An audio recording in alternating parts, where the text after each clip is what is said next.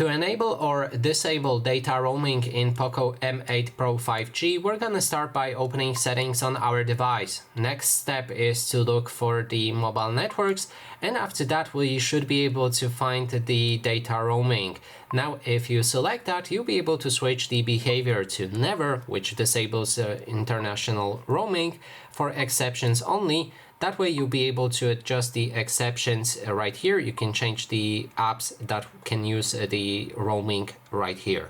Then you can adjust the daily data limit while roaming with this option. Adjust the size for it with the gigabytes or megabytes.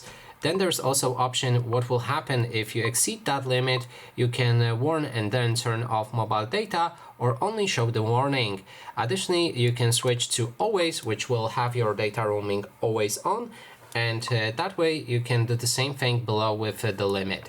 And that is basically everything. Thanks so much for watching, and if you like this video, please consider subscribing.